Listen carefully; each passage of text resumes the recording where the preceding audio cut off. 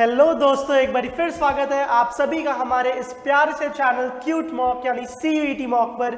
मैं हूं प्रियांशु सिंह, आपका पॉलिटिकल साइंस और हिस्ट्री एजुकेटर, और आज हम स्टार्ट करने जा रहे हैं हमारे पॉलिटिकल साइंस की पहली book politics in India since independence का पहला chapter challenges of nation building. I hope आप सारे बहुत ज़्यादा एक्साइटेड होंगे आज की क्लास के लिए और बिल्कुल तैयार बैठे होंगे कुछ नई चीजें जानने के लिए, कुछ नई चीजें सीखने के लिए। तो सबसे पहले मैं आपको बता दूं कि ये जो चैप्टर इसका नाम है चैलेंजेस ऑफ नेशन बिल्डिंग, यानी हमें कौन कौन से चैलेंजेस का सामना करना पड़ा आफ्टर पार्टीशन इंडिया को एक प्रॉपर अखंड कंट्री बनाने के लिए। और आइए जान लेते हैं कि हम इस चैप्टर में कौन कौन से टॉपिक्स पढ़ने वाले हैं। तो सबसे पहला टॉपिक जो हम पढ़ेंगे इस चैप्टर में वो है the 3 major challenges which were at the time of partition. सबसे पहला टॉपिक हम कवर कर रहे हैं कि जब इंडिया का बंटवारा हुआ तो हमने सबसे जो 3 मेजर चैलेंजेस थे वो कौन कौन से फेस करे। किसी टॉफी बिस्किट का तो बंटवारा हुआ नहीं था कि किसी ने खा लिया और बात वहीं पे खत्म। बंटवारा हुआ था वर्ल्ड के 7th लार्जेस्ट कंट्री, मतलब अभी भी बंटवारा होने के बाद India is the 7th largest country of the world and the 2nd most populous country also. तो इतनी बड़ी कंट्री का अगर बंटवारा हो रहा था तो ऑफ कोर्स कुछ प्रॉब्लम्स तो आने थे। वो प्रॉब्लम्स हम पढ़ेंगे सबसे पहले इन चैप्टर में। उसके बाद से हम पढ़ेंगे कि इस पार्टीशन के कॉजेज क्या थे। जो बंटवारा हुआ, जो 2 कंट्रीज बन जाती है इंडिया और पाकिस्तान, तो वो बंटवारे का कारण क्या था और उसका नतीजा क्या रहा, what were the consequences of the partition. Next हम पढ़ेंगे the problem of integration of princely states, कि ऐसे राज्य थे ब्रिटिशर्स के टाइम पे जहां पे राजा रूल करते थे। अब ये जो राजा रूल करते थे इनको टोटली एक चॉइस दे दी गई थी आफ्टर इंडिपेंडेंस यानी 1947 में कि या तो ये इंडिया का पार्ट बन सकते हैं या तो ये पाकिस्तान का पार्ट बन सकते हैं। और अगर इन्हें दोनों ही कंट्रीज का पार्ट नहीं बनना है तो भैया इनको टोटली फ्री एक इंडिपेंडेंट कंट्री बन के रहने का भी छूट दे दिया गया था। तो थर्ड प्रॉब्लम मेजरली यही थी कि कैसे हम इन सारे प्रिंसली स्टेट्स को मनाएं कि वो इंडिया का पार्ट रहे। नेक्स्ट हम पढ़ेंगे the integration of Hyderabad and Manipur. ये भी हमारे प्रिंसली स्टेट्स थे, इनको इंडिया का पार्ट बनाने में सरदार वल्लभ भाई पटेल को बहुत सारे एफर्ट्स करने पड़े थे। इंडियन गवर्नमेंट को बहुत ज़्यादा प्रॉब्लम्स आ रही थी इनको इंडिया का पार्ट बनाने में, तो इनके बारे में हम डिटेल से पढ़ेंगे। और नेक्स्ट हम पढ़ेंगे रीऑर्गेनाइजेशन ऑफ स्टेट्स, कि इंडिया में किस बेसिस पर स्टेट्स बने। ये जो भी आपको प्रेजेंटली 28 स्टेट्स और 8 यूनियन टेरिटरीज मिल रहे हैं, इनकी कैसे फॉर्मेशन हुई, किस बेसिस पे ये स्टेट्स बने थे, लैंग्वेज के बेसिस पे, कल्चर के बेसिस पे, साइज के बेसिस पे, या जैसे ब्रिटिशर्स कहते थे कि एडमिनिस्ट्रेटिव बेसिस पे बना देते हैं, जिसको रूल करना इजी है, जिस जगह को उसको कंबाइन कर देते हैं। तो किस बेसिस पे इंडिया में ये स्टेट्स बने, ये सारी चीजें हम पढ़ने वाले हैं इस चैप्टर में, ठीक है।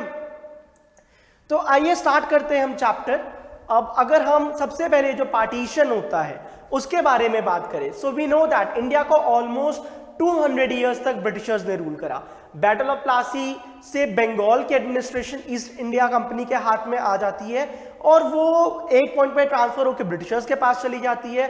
तो ले दे के 1757 जो बैटल ऑफ प्लासी था उससे लेकर 1947 यानी 15 अगस्त 1947 जिस दिन हमें इंडिपेंडेंस मिलती है ब्रिटिशर्स से, ये time period almost 190 to 200 years का हो जाता है। तो ऑलमोस्ट ब्रिटिशर्स ने हमें 200 ईयर्स तक रूल करा और एक बार ही हमें उनसे फ्रीडम मिली। तो कैसे मिली? बंटवारे के थ्रू मिली। 2 कंट्रीज वो बनाकर गए थे, एक था इंडिया और एक था पाकिस्तान। और ये जो उन्होंने पाकिस्तान बनाया था, उन्होंने 2 पाकिस्तान बनाए थे, एक था ईस्ट पाकिस्तान, एक था वेस्ट पाकिस्तान। हमारा इंडिपेंडेंस डे यानी इंडियंस का इंडिपेंडेंस डे होता है 15 अगस्त 1947 और पाकिस्तान का होता है 14 अगस्त 1947, ठीक है। तो इंडिपेंडेंस के बाद इंडिया के फर्स्ट प्राइम मिनिस्टर बनते हैं पंडित जवाहरलाल नेहरू। अब at the midnight of independence यानी जो 14-15 अगस्त की जो रात थी, उस टाइम पे उन्होंने एक बहुत ही स्पेशल स्पीच दी थी। कॉन्स्टिट्यूएंट असेंबली का जो सेशन कन्वीन करा था उन्होंने, वहां पर उन्होंने एक स्पीच दी थी जिसके अंदर उन्होंने बताया था कि आगे इंडिया का क्या फेट होने वाला है, इंडिया की आगे क्या तकदीर होने वाली है। और इसीलिए इस स्पीच का नाम पड़ा ट्रिस्ट विद डेस्टिनी। तो आपको याद रखना है, tourist with destiny speech Pandit Jawaharlal Nehru India के फर्स्ट प्राइम मिनिस्टर ने दी थी at the midnight of independence, जिसका नाम है ट्रिस्ट विद डेस्टिनी, ठीक है। अब पार्टीशन जब हो जाता है तो हमारे मेजर चैलेंजेस कौन से? थे, ये जानते हैं कि द 3 मेजर चैलेंजेस जो हमें फेस करने पड़े आफ्टर पार्टीशन। तो अगर हम सबसे पहले प्रॉब्लम की बात करें तो जो हमारा सबसे पहला प्रॉब्लम था that was to shape a nation, एक ऐसा नेशन बनाना जो कि यूनाइटेड हो, उसके भिन्न भिन्न टुकड़े नहीं हो रखे हो, and yet it was accommodative of the diversity, यानी जो अलग अलग रिलीजन, अलग अलग कल्चर, अलग अलग मान्यताएं के लोग यहाँ पर रहते हैं, हम इंडिया में उनके कल्चर को रिफ्लेक्ट करें और उन्हें यूनाइट करके इंडिया का ही पार्ट बने रहने दें। तो सबसे पहला चैलेंज ये था। अब जो इंडिया है इतनी ज्यादा बड़ी कंट्री थी, मैंने पहले भी बताया कि वो 7th largest country at present भी है, और यहाँ पे इतनी ज्यादा पॉपुलेशन थी, इतनी ज्यादा डाइवर्सिटी थी, सो एवरीवन थॉट कि इंडिया यूनाइटेड नहीं रह सकता है, लेकिन हमने उन सबको गलत प्रूव करा है। नेक्स्ट चैलेंज क्या था हमारा? To establish democracy. जब हमारा कॉन्स्टिट्यूशन बनता है 1946 से, जो काम शुरू हो जाता है, ऑलमोस्ट 3 साल लगते हैं हमारे कॉन्स्टिट्यूशन बनने में, देखा जाए तो 2 साल 11 महीने 18 दिन। तो ये जो कॉन्स्टिट्यूशन हमने इतनी मेहनत से बनाया, उसके अंदर हमने बोला था कि इंडिया के अंदर हम डेमोक्रेटिक सेटअप रखेंगे। अब खाली बोल देने से तो डेमोक्रेसी एस्टैब्लिश नहीं हो पाएगी। तो नेक्स्ट चैलेंज यही था कि इंडिया के अंदर डेमोक्रेसी कैसे एस्टैब्लिश करेंगे, एक डेमोक्रेटिक गवर्नमेंट कैसे रन करेंगे, क्योंकि आज से पहले अगर कहीं पे डेमोक्रेसी एग्जिस्ट करती थी तो वो सारे ही रिच स्टेट्स थे, एक डेवलप्ड कंट्री थी जहां पे डेमोक्रेसी एग्जिस्ट करती थी। इंडिया जैसे कंट्री के लिए बहुत ही बोल्ड स्टेप था कि उसने बोला था हम एक डेमोक्रेटिक फॉर्म ऑफ गवर्नमेंट रखेंगे।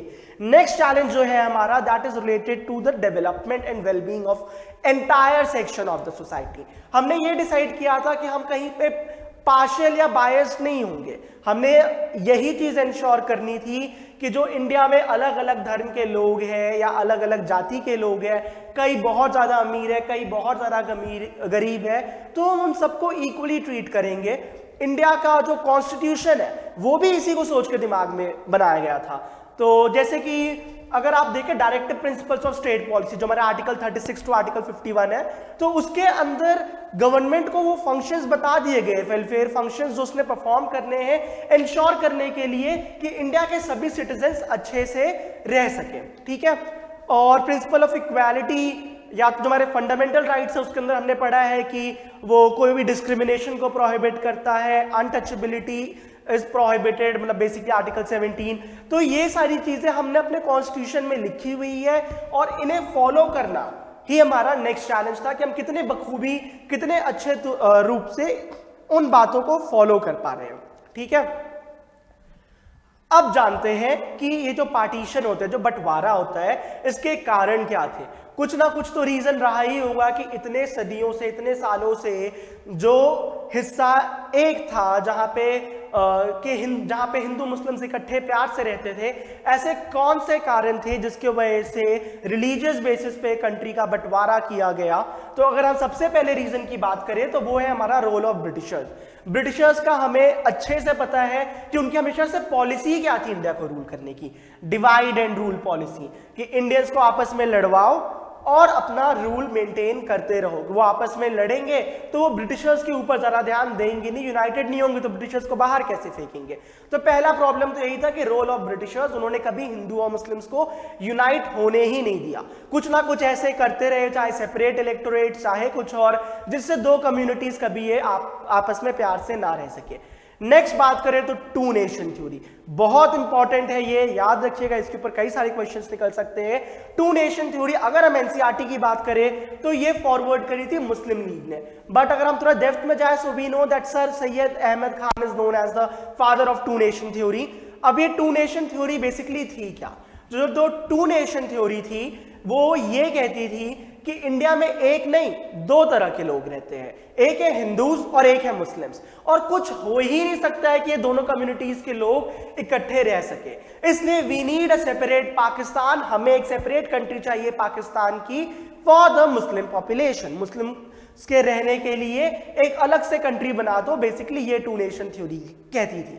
कांग्रेस इसको साफ साफ रिफ्यूट करती थी कि नहीं, वी डू नॉट बिलीव कि हमें दो नेशन बनाने की जरूरत है, बट अल्टीमेटली ये भी एक बहुत इंपॉर्टेंट कारण बनता है इंडिया का पार्टीशन का।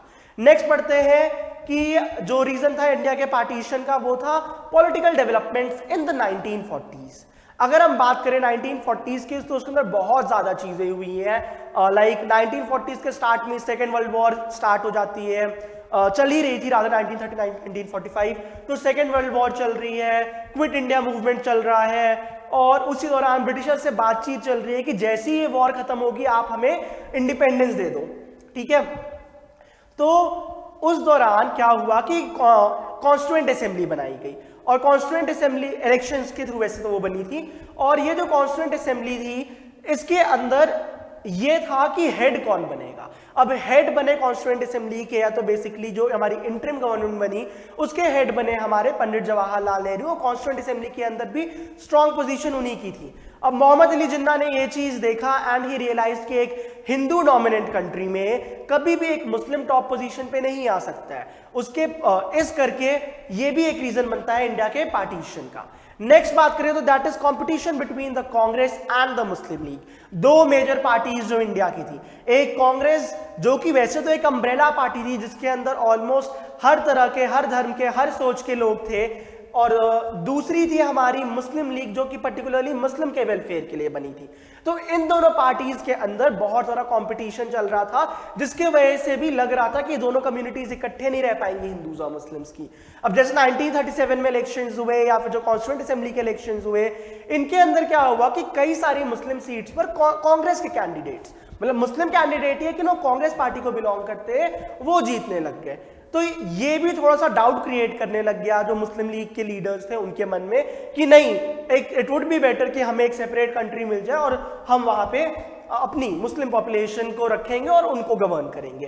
तो ये हमारे मेन रीजंस। इसके साथ साथ जिन्ना का भी एक बहुत इंपॉर्टेंट रोल था, लाइक एडमेंट नेचर ऑफ जिन्ना, जो वो अड़ गए थे कि नहीं हमें दो नेशन चाहिए, एक सेपरेट पाकिस्तान बनाओ, जिसके लिए उन्होंने डायरेक्ट एक्शन प्लान भी स्टार्ट किया था। So all these were responsible for the partition of India, ठीक है। अब ये आपको आगे से पता क्लियर हो गया होगा कि पार्टीशन का बेसिस क्या था। पार्टीशन का बेसिस सिंपली था रिलीजियस मेजॉरिटी। अब मैंने बोल तो दिया है कि सिंपली रिलीजियस मेजॉरिटी के बेस पे हमने पार्टीशन करना था, पर यहीं से मेन प्रॉब्लम शुरू हो रही थी। इन प्रॉब्लम्स को हम आगे पढ़ने वाले हैं। अब ऐसा नहीं था इंडिया में कि कहीं पे सिर्फ एक जगह हिंदूज रहते हैं, कहीं पे सिर्फ एक जगह मुस्लिम्स रहते हैं। अब यहां से मेन प्रॉब्लम शुरू हो रही है कि कैसे पार्टीशन होगा। तो आइए जानते हैं ये जो रिलीजियस बेसिस के रिलीजियस मेजॉरिटी के बेसिस में पार्टीशन कर दिया था, उसके क्या क्या प्रॉब्लम्स, क्या क्या ड्रॉबैक्स थे। तो अगर सबसे पहले प्रॉब्लम की बात करें, so that is there was no single belt of Muslim majority area in the British India. जिसका मतलब क्या है कि कोई भी एक कॉन्टिन्यूअस रीजन नहीं था जहां पे मुस्लिम्स की पॉपुलेशन रहती हो। अगर मैं आपको एक इमेज के थ्रू समझाऊं, सो यू कैन सी कि ये जो ग्रीन सेक्शन है यहां पे मुस्लिम पॉपुलेशन डोमिनेंट थी। आप देख सकते हैं कि एक बिल्कुल नॉर्थ वेस्ट में ऊपर वाले साइड है और एक बिल्कुल ईस्ट वाले साइड है, ठीक है। कहीं से पॉसिबल ही नहीं था कि इन दो रीजन्स को, ये जो नॉर्थ वेस्ट का रीजन है, जो ईस्ट का रीजन है, इसको हम कंबाइन कर सके। तो पहला प्रॉब्लम तो यही था कि भाई अगर बंटवारा हो रहा है तो दो हिस्से तो नहीं लग रहे कि बन पाएंगे, हमें दो पाकिस्तान बनाना पड़ेगा, एक होगा वेस्ट पाकिस्तान, एक होगा ईस्ट पाकिस्तान, ठीक है।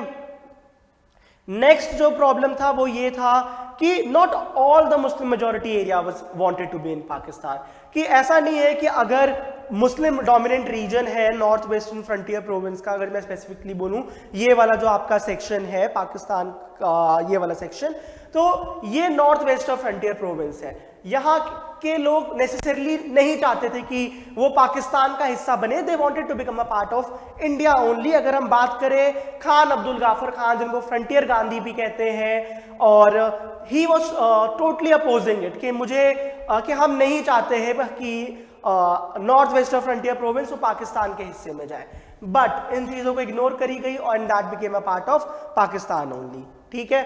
नेक्स्ट अगर हम चैलेंज की बात करें, सो नेक्स्ट चैलेंज वाज कि जो मुस्लिम मेजॉरिटी प्रोविंसेस थे ब्रिटिश इंडिया के, जैसे आप पंजाब की बात कर ले, बंगाल की बात कर ले, वहां पे मुस्लिम्स की पॉपुलेशन तो बहुत ज्यादा है ही है, लेकिन साथ साथ वहां पर हिंदूज की भी पॉपुलेशन बहुत ज्यादा थी। अब अगर मैं बोलूं कि अगर ये आपका पंजाब का रीजन है और मैं इसको बोल देता हूं, सॉरी ये आपको आई गेस दिख रहा होगा कि अगर ये पंजाब का रीजन है और अगर यहाँ पे मुस्लिम की पॉपुलेशन काफी ज्यादा है, तो एट द सेम टाइम बीच बीच में कहीं कहीं पे हिंदूज की भी पॉपुलेशन यहाँ पे ठीक ठाक थी।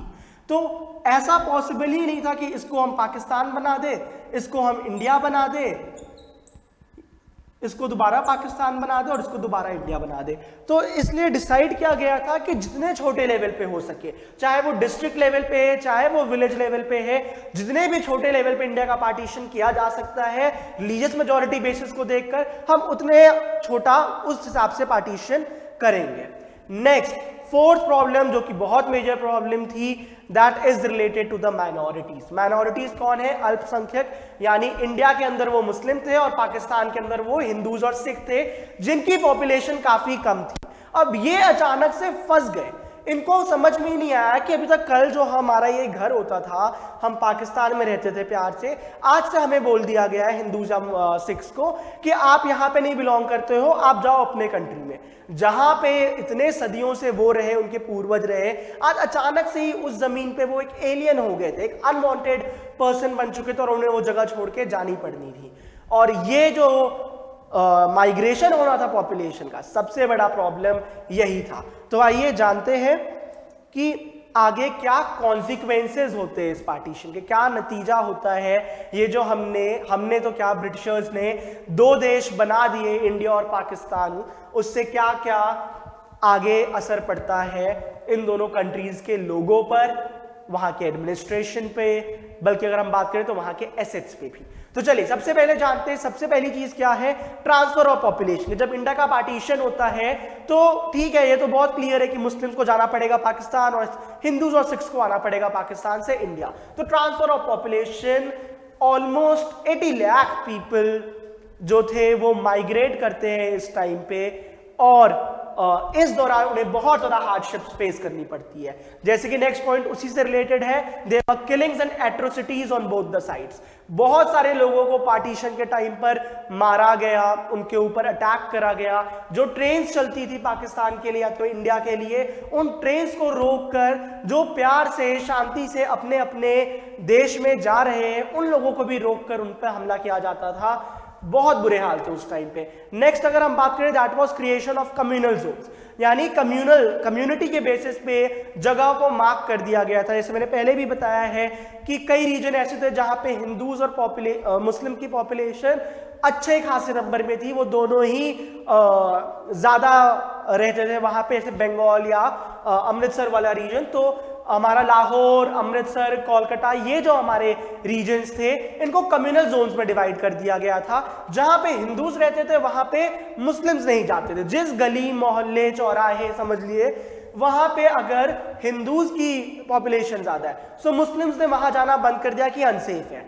एंड सेम जहां पे मुस्लिम्स की पॉपुलेशन ज्यादा है, वहां पे हिंदूज ने जाना बंद कर दिया कि कुछ भी हो सकता है। ठीक है।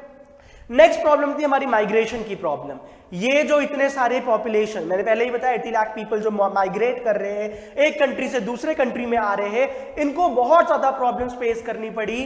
उनके लिए रहने के लिए माइग्रेशन जब वो कर रहे थे, रेफ्यूजी कैंप्स बनाए गए, which is the next point, कि द प्रॉब्लम ऑफ रेफ्यूजीज। जब वो माइग्रेट कर रहे थे तो रेफ्यूजी कैंप्स बना दिए गए थे कि वो यहाँ पे रुक सकते हैं, इन रैन बसेरों में अपनी रात गुजार सकते हैं, कोई प्रॉब्लम होगी तो फिर उनका यहाँ पे ध्यान रखा जाएगा और वो नेक्स्ट डे अपनी जर्नी वापस कंटिन्यू कर सकते हैं। लेकिन ये जो रेफ्यूजी कैंप्स थे, that turn out to be very dangerous. यहाँ पे भी उनको कोई हेल्प नहीं मिली। जो लोकल एडमिनिस्ट्रेशन थी वो हेल्पफुल नहीं थी, जो पुलिस ऑफिसर्स थे वो भी हेल्पफुल ज्यादा नहीं थे। कई बार क्या होता था कि वो सो रहे हैं और उन रेफ्यूजी कैंप्स में, उन टेंट्स में आग लगा दी जाती थी। अगर आपने पार्टीशन के ऊपर कुछ मूवीज देखी हैं, फॉर एग्जांपल अगर आप एक भाग मिल्खा भाग का एक बहुत छोटा सा सीन रिकॉल करें कि वो कैसे कैंप में था और अचानक से कुछ लोग अटैक कर देते हैं वहां पे, तो that is what I want to say कि ये रेफ्यूजी कैंप्स भी कोई सेफ प्लेस नहीं था।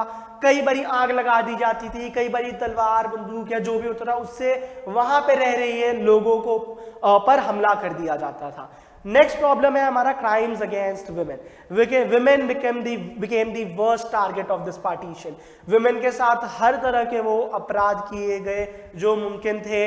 दे वर अटैक्ड, उनका रेप किया गया, उन्हें एबडक्ट कर लिया गया। जिसने उन्हें एबडक्ट करा यानी जो उनको जबरदस्ती लेकर गया, कईयों ने तो उनसे ही उनकी शादी भी करा दी कि क्या पता इसने कुछ गलत हरकत करी हो। So all these problems were face by women. At the same time कई वुमेन को खुद उनके फैमिली मेंबर्स ने मार दिया।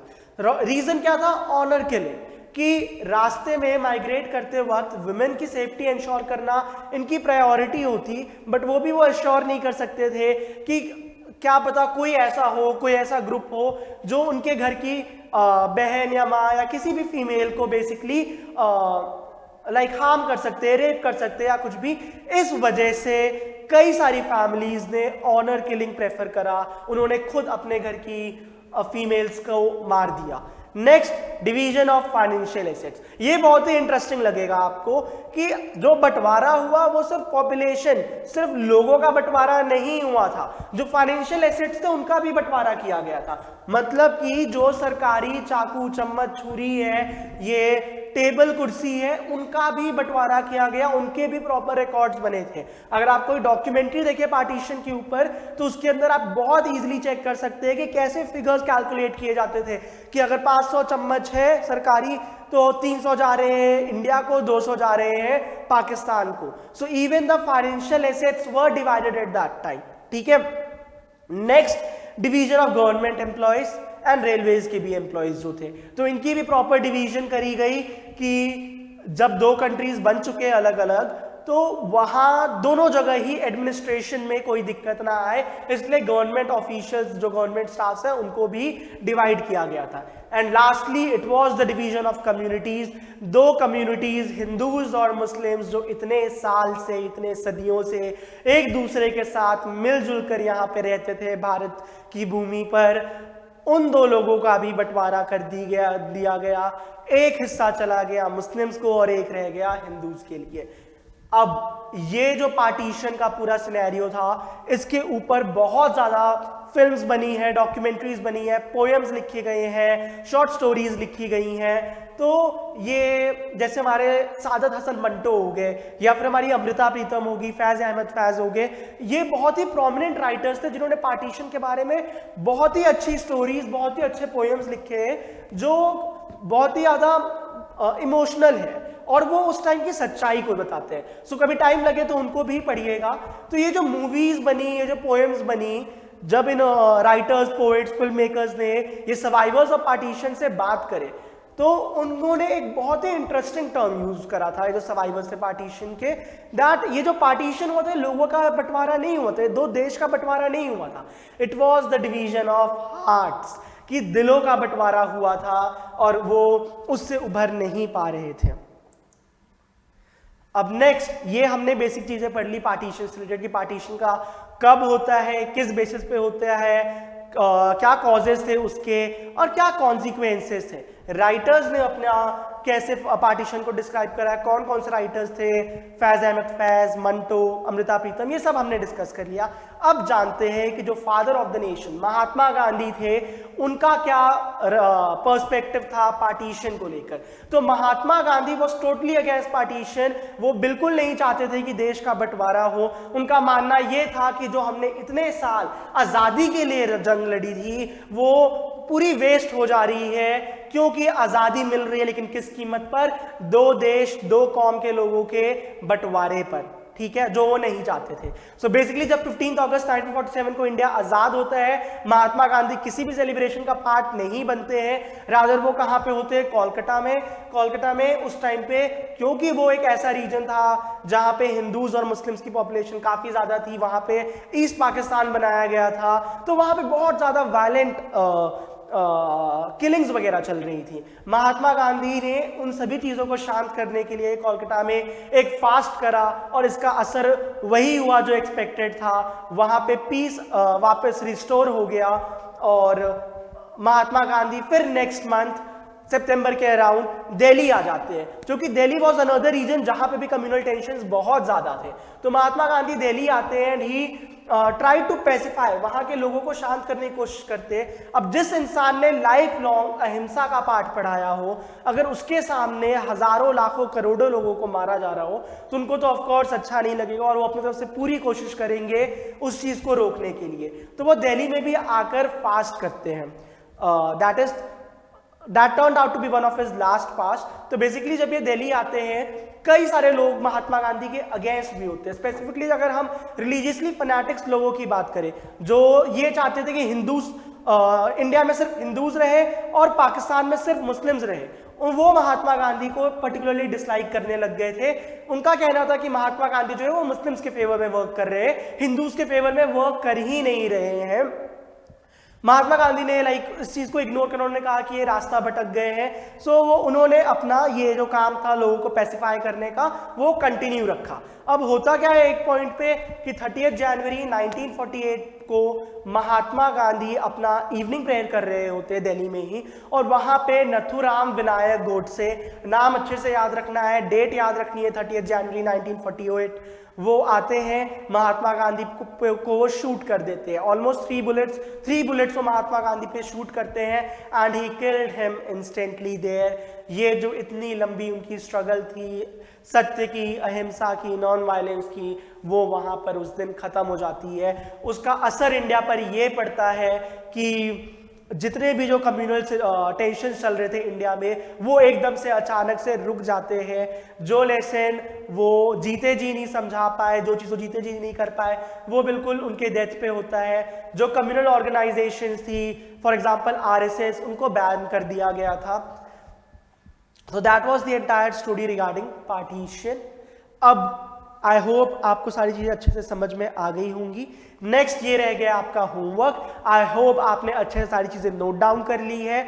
जो आज हमने टॉपिक डिस्कस करा है उसी पे बेस्ड है ये क्वेश्चन। पहला क्वेश्चन है that what was the name of the magazine which was written and edited by Amrita Pritam. वो कौन सी मैगजीन थी जो अमृता प्रीतम, मैंने बताया था कि राइटर्स थे जिन्होंने पार्टीशन के ऊपर लिखा था, उन्होंने कौन सी मैगजीन लिखी थी और एडिट करी थी, आपको ये बताना है। एंड सेकंड क्वेश्चन इज कि जब इंडिया का पार्टीशन हो जाता है उस टाइम पर इंडिया में जो पॉपुलेशन है उसमें मुस्लिम पॉपुलेशन कितनी थी, ठीक है। आई वुड सजेस्ट कि आप एनसीईआरटीज को रेफर करें इनके आंसर के लिए, जो कि आपका एग्जाम में जो क्वेश्चन है, जो मार्किंग स्कीम है, वो एनसीईआरटी पे बेस्ड होगी जो आंसर्स है। सो आप तैयारी करते रहिए। हम जल्दी मिलेंगे नेक्स्ट वीडियो में जहां पे हम स्टार्ट करेंगे इस चैप्टर का नेक्स्ट टॉपिक। जिन्होंने हमारे चैनल को सब्सक्राइब नहीं करा है फट से चैनल को सब्सक्राइब कर दीजिए, जो बेल नोटिफिकेशन है उसको भी दबा दीजिए कि मैं जब भी नेक्स्ट टाइम नेक्स्ट वीडियो लेकर आऊं तो आप अच्छे से उस वीडियो को देख के अपनी तैयारी कंटिन्यू कर सके।